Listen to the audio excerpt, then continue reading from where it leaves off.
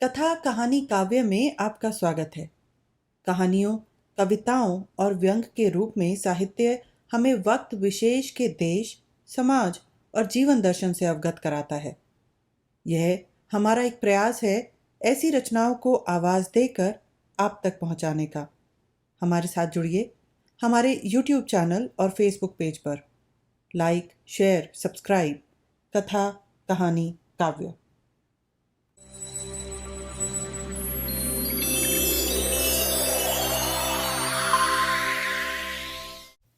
मुंशी प्रेमचंद के उपन्यास गोदान का 23वां भाग, मेरे यानी मनीषा के साथ।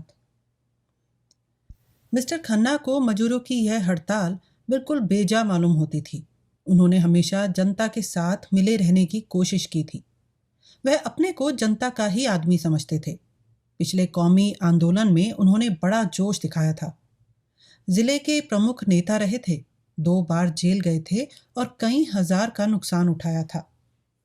अब भी वह मजूरों की शिकायतें सुनने को तैयार रहते थे, लेकिन यह तो नहीं हो सकता कि वह शक्कर मिल के हिस्सेदारों के हित का विचार न करें।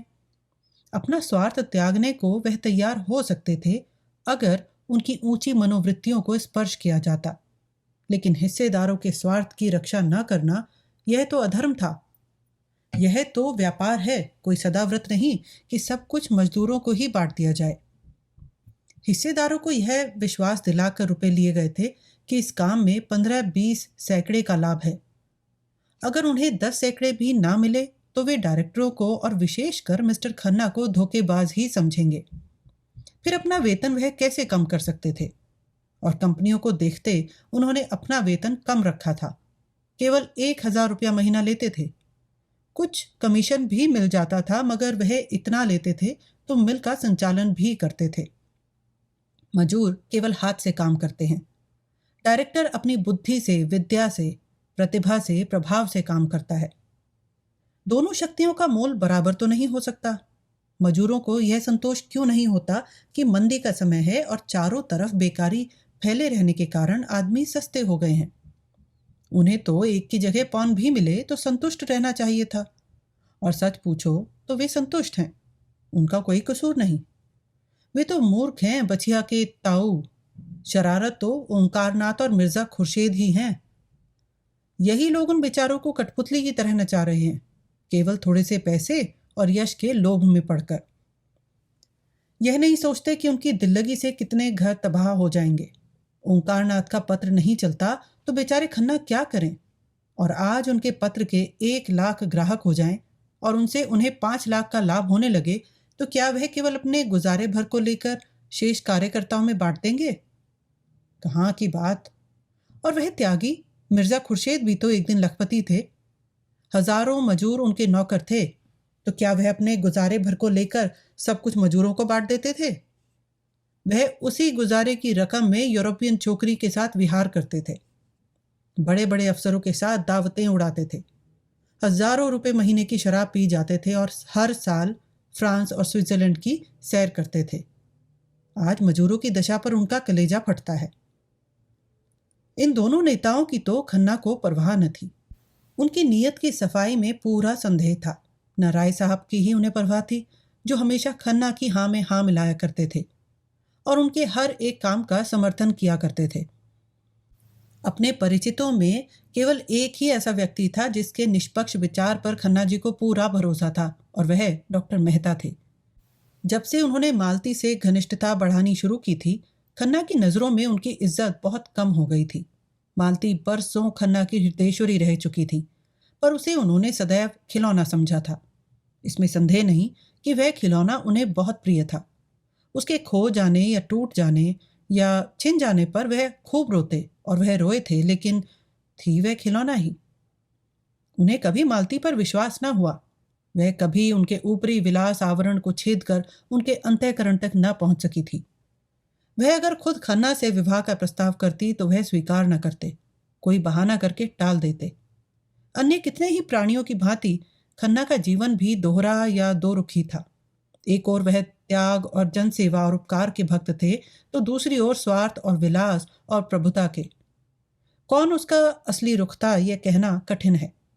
कदाचित उनकी आत्मा का उत्तम आधा सेवा और सहृदयता से बना हुआ था, मध्यम आधा स्वार्थ और विलास से। पर उत्तम और मध्यम में बराबर संघर्ष होता रहता था, और मध्यम ही अपनी उद्दंडता और हठ के कारण सौम्य और शांत उत्तम पर गालिब आता था। उनका मध्यम मालती की ओर झुकता था, उत्तम मेहता की ओर, लेकिन वह उत्तम अब मध्यम के साथ एक हो गया था। उनकी समझ में न आता था कि मेहता जैसा आदर्शवादी व्यक्ति मालती जैसी चंचल विलासिनी रमणी पर कैसे आसक्त हो गया। वह बहुत प्रयास करने पर भी मेहता को वासनाओं का शिकार न स्थिर कर सकते थे, और कभी कभी उन्हें यह संदेह भी होने लगता था कि मालती का कोई दूसरा रूप भी है जिसे वह न देख सके, या जिसे देखने की उनमें क्षमता न थी। पक्ष और विपक्ष के सभी पहलुओं पर विचार करके उन्होंने यही नतीजा निकाला कि इस परिस्थिति में मेहता ही से उन्हें प्रकाश मिल सकता है। डॉक्टर मेहता को काम करने का नशा था। आधी रात को सोते थे और घड़ी रात रहे उठ जाते थे। कैसा भी काम हो, उसके लिए वह कहीं ना कहीं से समय निकाल लेते थे।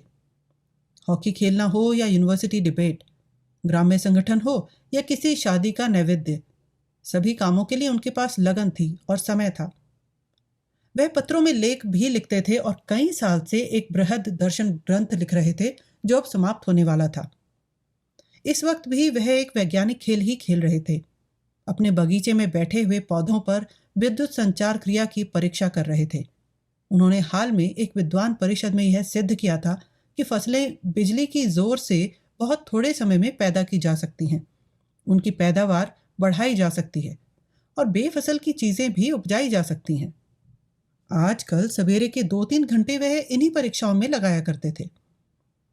मिस्टर खन्ना की कथा सुनकर उन्होंने कठोर मुद्रा से उनकी ओर देखकर कहा, क्या यह जरूरी था कि ड्यूटी लग जाने से मजदूरों का वेतन घटा दिया जाए? आपको सरकार से शिकायत करनी चाहिए थी। अगर सरकार ने नहीं सुना तो उसका दंड मजदूरों को क्यों दिया जाए? क्या आपका विचार है कि मजदूरों को इतनी मजूरी दी जाती है कि उसमें चौथाई कम कर देने से मजदूरों को कष्ट नहीं होगा? आपके मजदूर बिलों में रहते हैं, गंदे बदबूदार बिलों में, जहां आप 1 मिनट भी रह जाएं तो आपको कैद हो जाए। कपड़े जो पहनते हैं उनसे आप अपने जूते भी ना पोंछेंगे। खाना जो वह खाते हैं वह आपका कुत्ता भी ना खाएगा। मैंने उनके जीवन में भाग लिया है। आप उनकी रोटियां छीनकर अपने हिस्सेदारों का पेट भरना चाहते हैं। खन्ना ने अधीर होकर कहा, लेकिन हमारे सभी हिस्सेदार तो धनी नहीं हैं। कितनों ही ने अपना सर्वस्व इसी मिल को भेंट कर दिया है और इसके नफे के सिवा उनके जीवन का कोई आधार नहीं है। मेहता ने इस भाव से जवाब दिया जैसे इस दलील का उनकी नजरों में कोई मूल्य नहीं है। जो आदमी किसी व्यापार में हिस्सा लेता है वह इतना दरिद्र नहीं होता कि इसके नफे ही को अपने जीवन का आधार समझे। हो सकता है कि नफा कम मिलने पर उसे अपना एक नौकर कम कर देना पड़े या उसके मक्खन और फलों का बिल कम हो जाए, लेकिन वह नंगा या भूखा न रहेगा। जो अपनी जान खपाते हैं उनका हक उन लोगों से ज्यादा है जो केवल रुपया लगाते हैं। यही बात पंडित ओंकार नाथ ने कही थी। मिर्जा खुर्शीद ने भी यही सलाह दी थी।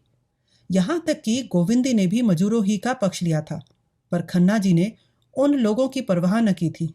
लेकिन मेहता के मुंह से वही बात सुनकर वह प्रभावित हो गए। ओंकार नाथ को वह स्वार्थी समझते थे, मिर्जा खुर्शीद को गैर जिम्मेदार और गोविंदी को अयोग्य। मेहता की बात में चरित्र, अध्ययन और सद्भाव की शक्ति थी। सहसा मेहता ने पूछा, आपने अपनी देवी जी से भी इस विषय में राय ली? खन्ना ने सकुचाते हुए कहा, हाँ, पूछा था। उनकी क्या राय थी? वही जो आपकी है। मुझे यही आशा थी, और आप उस विदुषी को अयोग्य समझते हैं। उसी वक्त मालती आ पहुंची और खन्ना को देखकर बोली, अच्छा, आप विराज रहे हैं। मैंने मेहता जी को आज की दावत दी है, सभी चीजें अपने हाथ से पकाई हैं। आपको भी नेवता देती हूँ। गोविंदी देवी से आपका यह अपराध क्षमा करा दूंगी। खन्ना को कुतूहल हुआ, अब मालती अपने हाथों से खाना पकाने लगी है। मालती, वही मालती जो खुद कभी अपने जूते ना पहनती थी और खुद कभी बिजली का बटन तक ना दबाती थी। विलास और विनोद ही जिसका जीवन था। मुस्कुराकर कहा, अगर आपने पकाया है तो जरूर खाऊंगा। मैं तो कभी सोच ही न सकता था कि आप पाककला में भी निपुण हैं। मालती निसंकोच भाव से बोली। इन्होंने मार मार कर वैद्य बना दिया, इनका हुक्म कैसे टाल सकती थी? पुरुष देवता ठहरे। खन्ना ने इस व्यंग का आनंद लेकर मेहता की ओर आंखें मारते हुए कहा, पुरुष तो आपके लिए इतने सम्मान की वस्तु न थे। मालती झेपी नहीं। इस संकोच का आशय समझकर जोश भरे स्वर में बोली, लेकिन अब हो गई हूं, इसलिए कि मैंने पुरुष का जो रूप अपने परिचितों की परिधि में देखा था उससे यह कहीं सुंदर है। पुरुष इतना सुंदर, इतना कोमल हृदय। मेहता ने मालती की ओर दीन भाव से देखा और बोले, नहीं मालती, मुझ पर दया करो, नहीं मैं यहां से भाग जाऊंगा। इन दिनों जो कोई मालती से मिलता वह उससे मेहता की तारीफों के पुल बांध देती, जैसे कोई नव दीक्षित अपने नए विश्वासों का ढिंडोरा पीटता फिरे। सुरुचि का ध्यान भी उसे न रहता और बेचारे मेहता दिल में कट कर रह जाते थे। वह कड़ी और कड़वी आलोचना तो बड़े शौक से सुनते थे, लेकिन अपनी तारीफ सुनकर जैसे बेवकूफ बन जाते थे। मुंह जरा सा निकल आता था जैसे कोई फब्ती छा गई हो। और मालती उन औरतों में न थी जो भीतर रह सके। वह बाहर ही रह सकती थी, पहले भी और अब भी, व्यवहार में भी, विचार में भी। मन में कुछ रखना वह न जानती थी। जैसे एक अच्छी साड़ी पाकर वह उसे पहनने के लिए अधीर हो जाती थी, उसी तरह मन में कोई सुंदर भाव आए तो वह उसे प्रकट किए बिना चैन न पाती थी। मालती ने और समीप आकर उनकी पीठ पर हाथ रखकर मानो उनकी रक्षा करते हुए कहा, अच्छा भागो नहीं, अब कुछ न कहूंगी। मालूम होता है तुम्हें अपनी निंदा ज्यादा पसंद है, तो निंदा ही सुनो। खन्ना जी, यह महाशय मुझे अपने प्रेम के जाल शक्कर मिल की चिमनी यहां से साफ नजर आती थी। खन्ना ने उसकी तरफ देखा। वह चिमनी खन्ना के कीर्ति स्तंभ की भांति आकाश में सिर उठाए खड़ी थी। खन्ना की आंखों में अभिमान चमक उठा। इसी वक्त उन्हें मिल के दफ्तर में जाना है। वहां डायरेक्टरों की एक अर्जेंट मीटिंग करनी होगी और इस परिस्थिति को उन्हें समझाना होगा और इस समस्या को हल करने का उपाय भी बतलाना होगा। मगर चिमनी के पास यह धुआं कहां से उठ रहा है? देखते देखते सारा आकाश बैलून की भांति धुएं से भर गया। सबों ने सशंक होकर उधर देखा, कहीं आग तो नहीं लग गई? आग ही मालूम होती है। सहसा सामने सड़क पर हजारों आदमी मिल की तरफ दौड़े जाते नजर आए। खन्ना ने खड़े होकर जोर से पूछा, तुम लोग कहां दौड़े जा रहे हो? एक आदमी ने रुककर कहा, अजी शक्कर मिल में आग लग गई, आप देख नहीं रहे हैं? खन्ना ने मेहता की ओर देखा और मेहता ने खन्ना की ओर। मालती दौड़ी हुई बंगले में गई और अपने जूते पहनाई। अफसोस और शिकायत करने का अवसर न था। किसी के मुंह से एक बात न निकली। खतरे में हमारी चेतना अंतर्मुखी हो जाती है। खन्ना की कार खड़ी थी ही। तीनों आदमी घबराए हुए आकर बैठे और मिल की तरफ भागे। चौरस्ते पर पहुंचे तो देखा सारा शहर मिल की ओर उमड़ा चला आ रहा है। आग में आदमियों को खींचने का जादू है। कार आगे न बढ़ सकी। मेहता ने पूछा, आग बीमा तो करा लिया था ना? खन्ना ने लंबी सांस खींचकर कहा, कहाँ भाई, अभी तो लिखा पढ़ी ही हो रही थी। क्या जानता था यह आफत आने वाली है। कार वहीं राम आसरे छोड़ दी गई और तीनों आदमी भीड़ चीरते हुए मिल के सामने जा पहुंचे। देखा तो अग्नि का एक सागर आकाश में उमड़ रहा था। अग्नि की उन्मत्त लहरें एक पर एक दांत पीसती थी, जीभ लपलपाती थी जैसे आकाश को भी निकल जाएंगी। उस अग्नि समुद्र के नीचे ऐसा धुआं छाया था मानो सावन की घटा कालेख में नहाकर नीचे उतर आई हो। उसके ऊपर जैसे आग का थरथराता हुआ उबलता हुआ हिमाचल खड़ा था। हाथे में लाखों आदमियों की भीड़ थी, पुलिस भी थी, फायर ब्रिगेड भी, सेवा समितियों के सेवक भी, पर सब के सब आग की भीषणता से मानो शिथिल हो गए हों। फायर ब्रिगेड के छींटे उस अग्नि सागर में जाकर जैसे बुझ जाते थे। ईंटें जल रही थी, लोहे के गार्डर जल रहे थे और पिघली हुई शक्कर के परनाले चारों तरफ बह रहे थे। और तो और जमीन से भी ज्वाला निकल रही थी। दूर से मेहता और खन्ना को यह आश्चर्य हो रहा था कि इतने आदमी खड़े तमाशा क्यों देख रहे हैं, आग बुझाने में मदद क्यों नहीं करते। मगर अब इन्हें भी ज्ञात हुआ कि तमाशा देखने के सिवा और कुछ करना अपने वश से बाहर है। मिल की दीवारों से 50 गज के अंदर जाना जान जोखिम था। ईंट और पत्थर के टुकड़े चटाक चटाक टूटकर उछल रहे थे। कभी कभी हवा का रुख इधर हो जाता था तो भगदड़ पड़ जाती थी। ये तीनों आदमी भीड़ के पीछे खड़े थे। कुछ समझ में ना आता था क्या करें।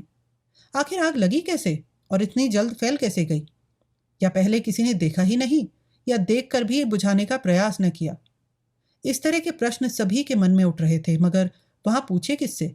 मिल के कर्मचारी होंगे तो जरूर, लेकिन उस भीड़ में उनका पता मिलना कठिन था।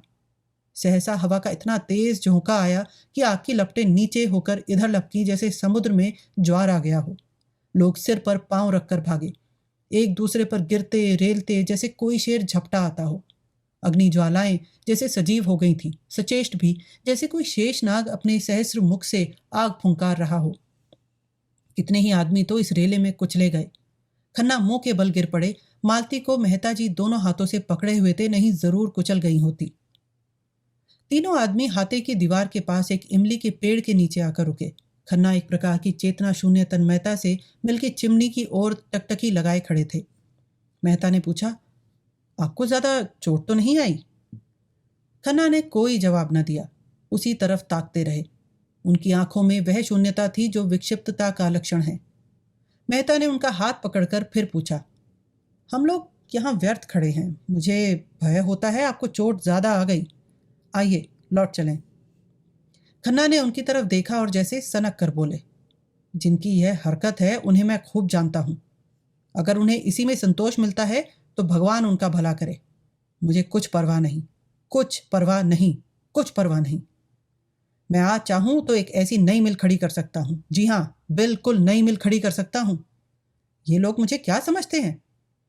मिल ने मुझे नहीं बनाया, मैंने मिल को बनाया। और मैं फिर बना सकता हूं, मगर जिनकी यह हरकत है उन्हें मैं खाक में मिला दूंगा।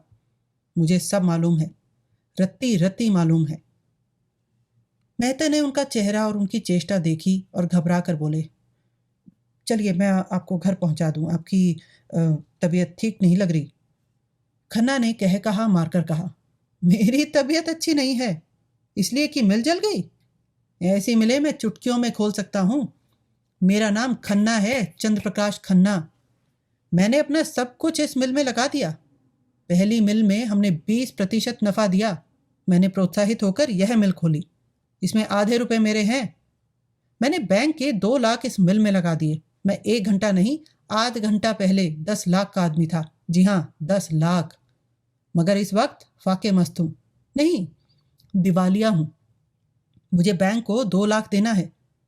जिस मकान में रहता हूं वह अब मेरा नहीं है। जिस बर्तन में खाता हूं वह भी अब मेरा नहीं है। बैंक से मैं निकाल दिया जाऊंगा। जिस खन्ना को देखकर लोग जलते थे वह खन्ना अब धूल में मिल गया है। समाज में अब मेरा कोई स्थान नहीं है। मेरे मित्र मुझे अपने विश्वास का पात्र नहीं, दया का पात्र समझेंगे। मेरे शत्रु मुझसे जलेंगे नहीं, मुझ पर हंसेंगे। आप नहीं जानते मिस्टर मेहता, मैंने अपने सिद्धांतों की कितनी हत्या की है, कितनी रिश्वतें दी हैं, कितनी रिश्वतें ली हैं। किसानों की ऊख तौलने के लिए कैसे आदमी रखे, कैसे नकली बाट रखे, क्या कीजिएगा यह सब सुनकर। लेकिन खन्ना अपनी यह दुर्दशा कराने के लिए क्यों जिंदा रहे? जो कुछ होना है हो। दुनिया जितना चाहे हंसे, मित्र लोग जितना चाहे अफसोस करें, लोग जितनी गालियां देना चाहे दें। खन्ना अपनी आंखों से देखने और अपने कानों से सुनने के लिए जीता ना रहेगा। वह बेहया नहीं, बेगैरत नहीं है। यह कहते कहते खन्ना दोनों हाथों से सिर पीट कर जोर जोर से रोने लगे। मेहता ने उन्हें छाती से लगाकर दुखित स्वर में कहा, खन्ना जी जरा धीरज से काम लीजिए। आप समझदार होकर दिल इतना छोटा करते हैं। दौलत से आदमी को जो सम्मान मिलता है वह उसका सम्मान नहीं, उसकी दौलत का सम्मान है। आप निर्धन रहकर भी स्त्रियों के विश्वास पात्र रह सकते हैं और शत्रुओं के भी, बल्कि तब कोई आपका शत्रु रहेगा ही नहीं। आइए घर चलें, जरा आराम कर लेने से आपका चित्त शांत हो जाएगा। खन्ना ने कोई जवाब न दिया। तीनों आदमी चौरस्ते पर आए। कार खड़ी थी। 10 मिनट में खन्ना की कोठी पर पहुंच गए। खन्ना ने उतरकर शांत स्वर में कहा, कार आप ले जाएं, अब मुझे इसकी जरूरत नहीं। मालती और मेहता भी उतर पड़े। मालती ने कहा, तुम चलकर आराम से लेटो, हम बैठे गपशप करेंगे। घर जाने की तो ऐसी कोई जल्दी नहीं है। खन्ना ने कृतज्ञता से उसकी ओर देखा और करुण कंठ से बोले, मुझसे जो अपराध हुए हैं उन्हें क्षमा कर देना मालती। तुम और मेहता, बस तुम्हारे सिवा संसार में मेरा कोई नहीं है।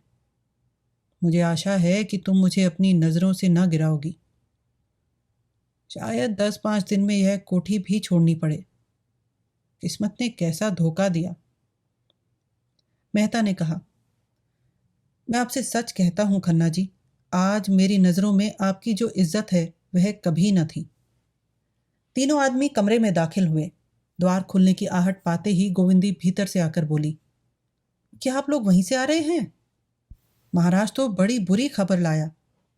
खन्ना के मन में ऐसा प्रबल न रुकने वाला तूफानी आवेश उठा कि गोविंदी के चरणों पर गिर पड़े और उसे आंसुओं से धो दे। भारी गले से बोले, हाँ प्रिय, हम तबाह हो गए। उनकी निर्जीव, निराश, आहत आत्मा सांत्वना के लिए विकल हो रही थी, सच्ची स्नेह में डूबी हुई सांत्वना के लिए। उस रोगी की भांति जो जीवन सूत्र क्षीण हो जाने पर भी वैद्य के मुख की ओर आशा भरी आंखों से ताक रहा हो। वही गोविंदी जिस पर उन्होंने हमेशा जुल्म किया, जिसका हमेशा अपमान किया, जिससे हमेशा बेवफाई की, जिसे सदैव जीवन का भार समझा, जिसकी मृत्यु की सदैव कामना करते रहे, वही इस समय जैसे आंचल में आशीर्वाद और मंगल और अभय लिए उन पर वार रही थी, जैसे उन चरणों में ही उनके जीवन का स्वर्ग हो, जैसे वह उनके अभागे मस्तक पर हाथ रखकर ही उनकी प्राणहीन धमनियों में फिर रक्त का संचार कर देगी। मन की इस दुर्बल दशा में, इस घोर विपत्ति में, मानो वह उन्हें कंठ से लगा लेने के लिए खड़ी थी। नौका पर बैठे हुए जल विहार करते समय हम जिन चट्टानों को घातक समझते हैं और चाहते हैं कि कोई इन्हें खोदकर फेंक देता, उन्हीं से नौका टूट जाने पर हम चिमट जाते हैं। गोविंदी ने उन्हें एक सोफे पर बैठा दिया और स्नेह कोमल स्वर में बोली, तो तुम इतना दिल छोटा क्यों करते हो? धन के लिए जो सारे पाप की जड़ है, इस धन से हमें क्या सुख था? सवेरे से आधी रात तक एक ना एक झंझट, आत्मा का सर्वनाश। लड़के तुमसे बात करने को तरस जाते थे, तुम्हें संबंधियों को पत्र लिखने तक की फुर्सत न मिलती थी। क्या बड़ी इज्जत थी? हाँ थी, क्योंकि दुनिया आज तक धन की पूजा करती चली आई है।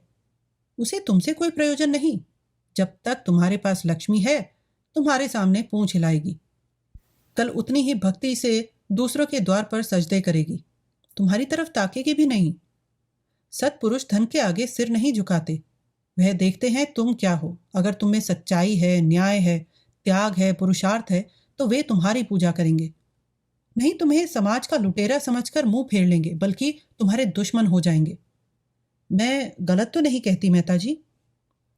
मेहता ने मानो स्वर्ग स्वप्न से चौंक कर कहा, गलत? आप वही कह रही हैं जो संसार के महान पुरुषों ने जीवन का सात्विक अनुभव करने के बाद कहा है। जीवन का सच्चा आधार यही है। गोविंदी ने मेहता को संबोधित करके कहा, धनी कौन होता है, इसका कोई विचार नहीं करता। वही जो अपने कौशल से दूसरों को बेवकूफ बना सकता है।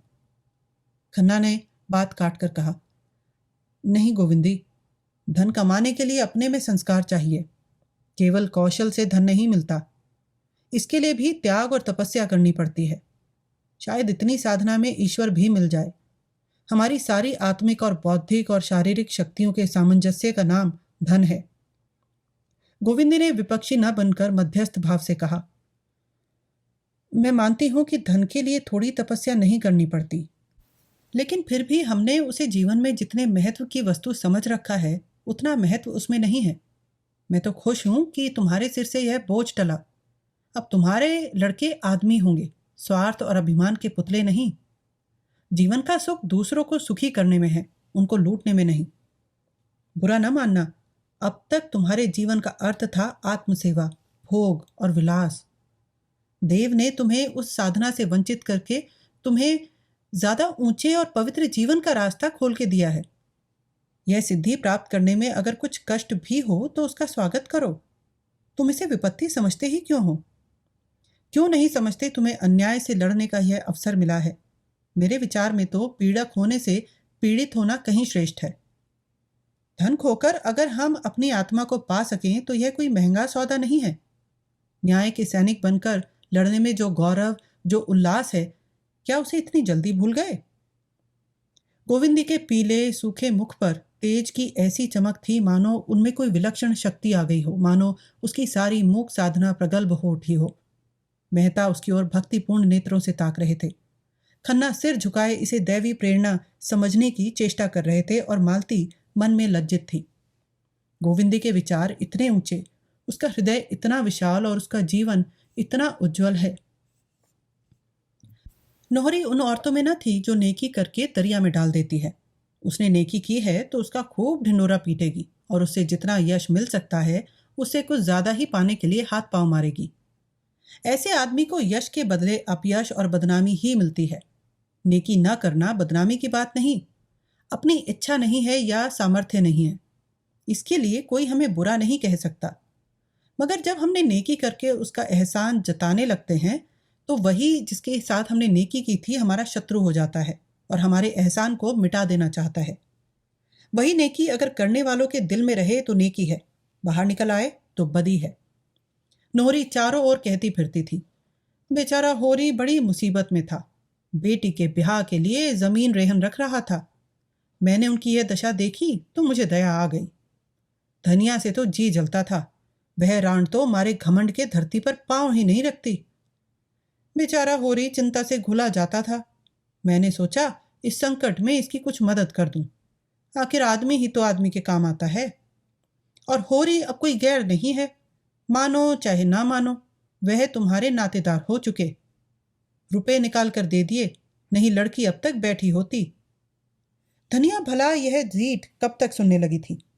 रुपए खैरात दिए थे, बड़ी देने वाली। सूद महाजन भी लेगा, तुम भी लोगी, एहसान काहे का। दूसरों को देती सूद की जगह मूल भी गायब हो जाता। हमने लिया है तो हाथ में रुपए आते ही नाक पर रख देंगे। हम ही थे कि तुम्हारे घर का बिस उठा के पी गए और कभी मुंह पर नहीं लाए। कोई यहां द्वार पर नहीं खड़े होने देता था। हमने तुम्हारा मर्जाद बना दिया, तुम्हारे मुंह की लाली रख ली। रात के 10 बज गए थे। सावन की अंधेरी घटा छाई थी। सारे गांव में अंधकार था। होरी ने भोजन करके तमाकू पिया और सोने जा रहा था कि भोला आकर खड़ा हो गया। होरी ने पूछा, कैसे चले भोला महतो? जब इसी गांव में रहना है तो क्यों अलग छोटा सा घर नहीं बना लेते? गांव में लोग कैसी कैसी कुत्सा उड़ाया करते हैं, क्या यह तुम्हें अच्छा लगता है? बुरा न मानना, तुमसे संबंध हो गया है इसलिए तुम्हारी बदनामी नहीं सुनी जाती। नहीं, मुझे क्या करना था।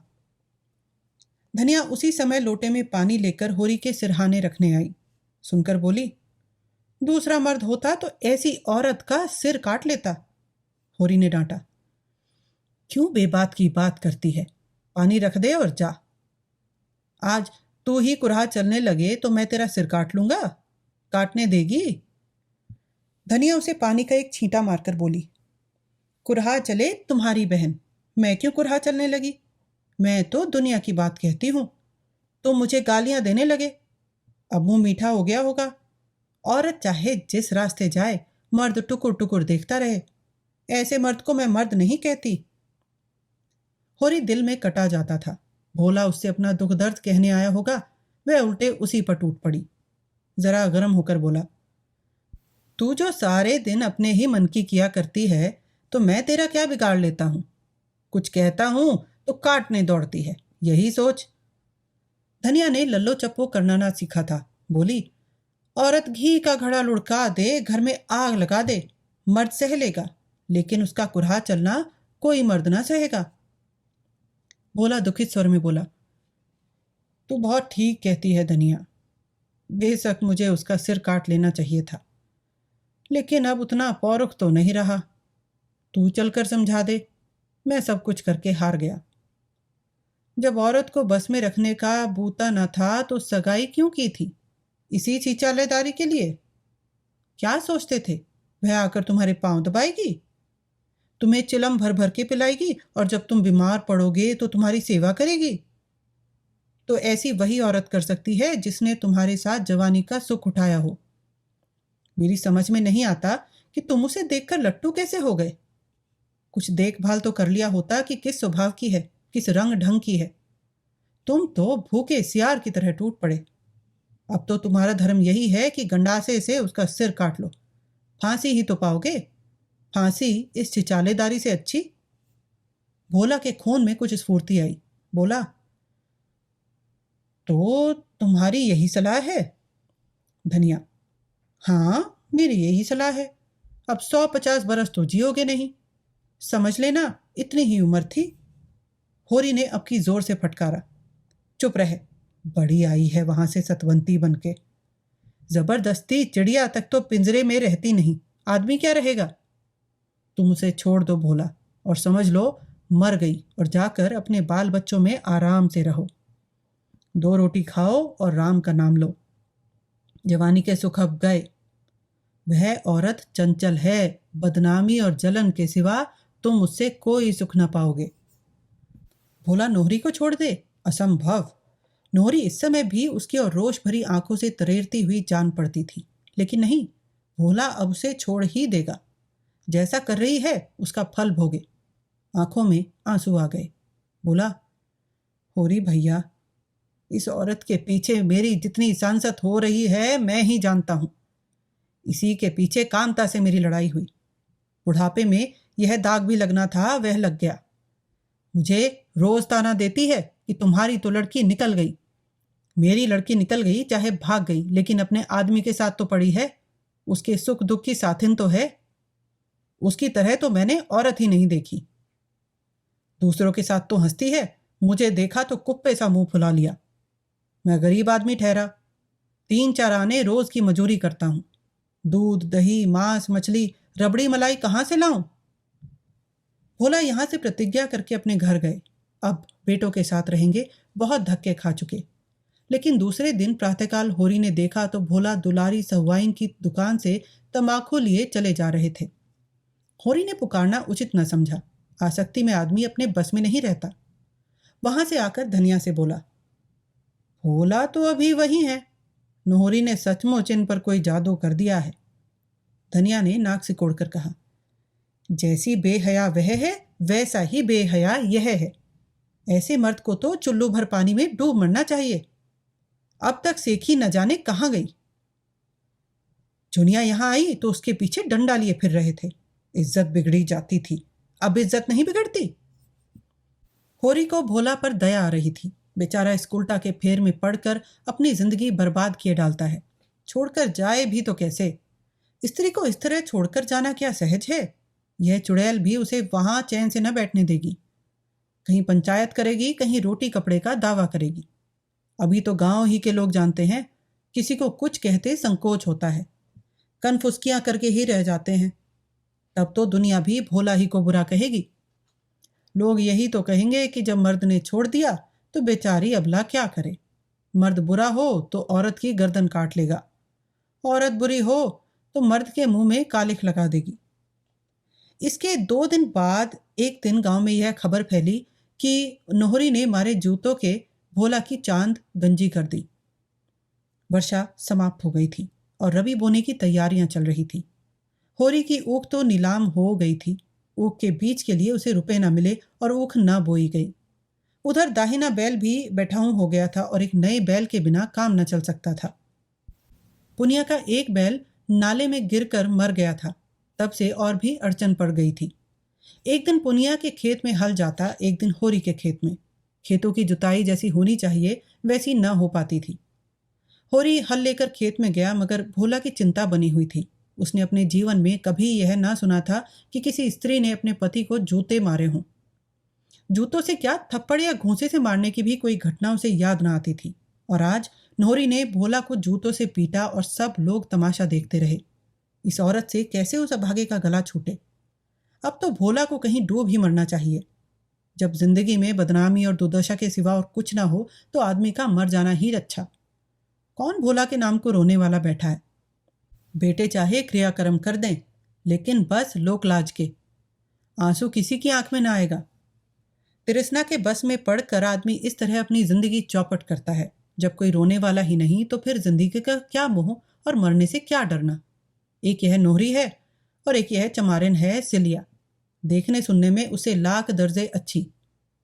चाहे तो 2 को खिलाकर खाए और राधिका बनी घूमे, लेकिन मजूरी करती है, भूखों मरती है और मतई के नाम पर बैठी है। और वह निर्दयी बात भी नहीं पूछता।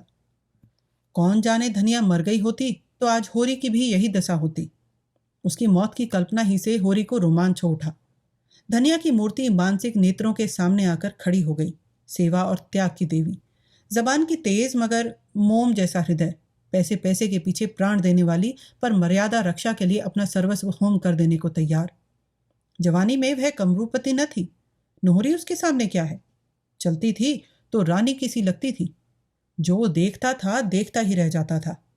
यह पटेश्वरी और झिंगुरी तब जवान थे, दोनों धनिया को देखकर छाती पर हाथ रख लेते थे, द्वार के 100 चक्कर लगाते थे। होरी उनकी ताक में रहता था, मगर छेड़ने का कोई बहाना न पड़ता था।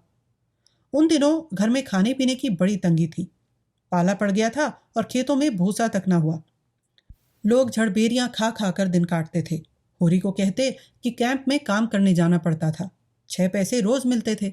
धनिया घर में अकेली ही रहती थी, लेकिन कभी किसी ने उसे किसी छैला की ओर ताकते नहीं देखा। पटेश्वरी ने एक बार कुछ छेड़ की थी, उसका ऐसा मुंह तोड़ जवाब दिया कि अब तक नहीं भूले। सहसा उसने माता दीन को अपनी ओर आते देखा। कसाई कहीं का, कैसा तिलक लगाए हुए है, मानो भगवान का असली भगत है। रंगा हुआ सियार, ऐसे ब्राह्मण को पालागन कौन करे। माता दीन ने समीप आकर कहा, तुम्हारा दाहिना तो बूढ़ा हो गया होरी, अब की सिंचाई में न ठहरेगा। कोई 5 साल हुए होंगे इसे लाए। होरी ने दाएं बैल की पीठ पर हाथ रखकर कहा, कैसा 5वां, यह 8वां चल रहा है भाई। जी तो चाहता है इसे पेंशन दे दूं, लेकिन किसान और किसान के बैलन को जमराज ही पेंशन दे तो मिले। इसकी गर्दन पर जुआ रखते ही मेरा मन कचोटता है। बेचारा सोचता होगा अब भी छुट्टी नहीं, अब क्या मेरा हाड़ जोतेगा क्या। लेकिन अपना कोई काबू नहीं। तुम कैसे चले, अब तो जी अच्छा है। माता दीन इधर 1 महीने से मलेरिया ज्वर में पड़ा रहा था। एक दिन तो उसकी नाड़ी छूट गई थी, चारपाई से नीचे उतार दिया गया था। तब से उसके मन में यह प्रेरणा हुई थी कि सिलिया के साथ अत्याचार करने का उसे यह दंड मिला है। जब उसने सिलिया को घर से निकाला तब वह गर्भवती थी, उसे तनिक भी दया न आई। पूरा गर्भ लेकर भी वह मजूरी करती रही। अगर धनिया ने उस पर दया न की होती तो मर गई होती। कैसी कैसी मुसीबतें झेल जी रही है। मजूरी भी तो इस दशा में नहीं कर सकती। अब लज्जित और द्रवित होकर वह सिलिया को होरी के हथ से 2 रुपए देने आया है। अगर होरी उसे वह रुपए दे दे तो वह उसका बहुत उपकार मानेगा। होरी ने कहा, तुम ही जाकर क्यों नहीं दे देते। माता दीन ने दीन भाव से कहा, मुझे उसके पास मत भेजो होरी महतो, कौन सा मुंह लेकर जाऊं। डर भी लग रहा है कि मुझे देखकर कहीं फटकार ना सुनाने लगे। तुम मुझ पर इतनी दया करो, अभी मुझसे चला नहीं जाता, लेकिन इसी रुपए के लिए एक जजमान के पास कोस भर दौड़ा गया था। अपनी करनी का फल बहुत भोग चुका। इस बहनई का बोझ अब नहीं उठाए उठता। लोग छिपकर चाहे जितना कुकर्म करो, कोई नहीं बोलता। प्रत्यक्ष कुछ नहीं कर सकते, लेकिन कुल में कलंक लग जाएगा। तुम उसे समझा देना दादा कि मेरा अपराध क्षमा कर दे। यह धर्म का बंधन बड़ा कड़ा होता है। जिस समाज में जन्मे और पले, उसकी मर्यादा का पालन तो करना ही पड़ता है। और किसी जाति का धर्म बिगड़ जाए उसे कोई विशेष हानि नहीं होती। ब्राह्मण का धर्म बिगड़ जाए तो वह कहीं का नहीं रहता। उसका धर्म ही उसके पूर्वजों की कमाई है, उसी की वह रोटी खाता है। इस पराश्चित के पीछे हमारे 300 बिगड़ गए। तो जब बेधर्म होकर रहना ही है तो फिर जो कुछ करना है प्रत्यक्ष करूंगा।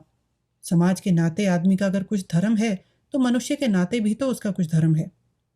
समाज धर्म पालने से समाज आदर करता है, मगर मनुष्य धर्म पालने से तो ईश्वर प्रसन्न होता है। संध्या समय जब होरी ने सिलिया को डरते डरते रुपए दिए तो वह जैसे अपनी तपस्या का वरदान पा गई। दुख का भार तो वह अकेले उठा सकती थी, सुख का भार तो अकेले नहीं उठता। किसे यह खुशखबरी सुनाए। धनिया से वह अपने दिल की बातें नहीं कर सकती। गांव में और कोई प्राणी नहीं जिससे उसकी घनिष्ठता हो। उसके पेट में चूहे दौड़ रहे थे, सोना ही उसकी सहेली थी। सिलिया उससे मिलने के लिए आतुर हो गई। रात भर कैसे सब्र करे। मन में एक आंधी सी उठ रही थी, अब वह अनाथ नहीं है। माता दीन ने उसकी बाह फिर पकड़ ली। जीवन पथ में उसके सामने अब अंधेरी विकराल मुख वाली खाई नहीं है। लहलहाता हुआ हरा भरा मैदान है जिसमें झरने गा रहे हैं और हिरन कुलेले कर रहे हैं। उसका रूठा हुआ स्नेह आज उन्मत्त हो गया। माता दीन को उसने अपने मन में कितना पानी पी पी कर कोसा था।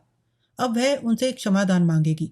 उससे सचमुच बड़ी भूल हुई कि उसने उसको सारे गांव के सामने अपमानित किया। वह तो चमारिन है, जात की हेठी, उसका क्या बिगड़ा? आज 10-20 लगाकर बिरादरी को रोटी दे दे, फिर बिरादरी में ले ली जाएगी। उन बेचारे का तो सदा के लिए धर्मनाश हो गया। वह मर्जाद अब उन्हें फिर नहीं मिल सकता।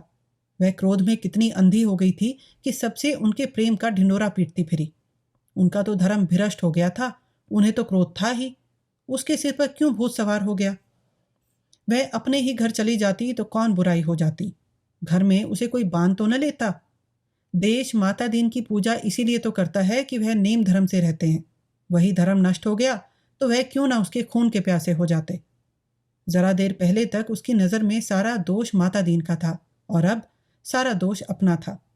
सहृदयता ने सहृदयता पैदा की। उसने बच्चे को छाती से लगाकर खूब प्यार किया। अब उसे देखकर लज्जा और ग्लानि नहीं होती।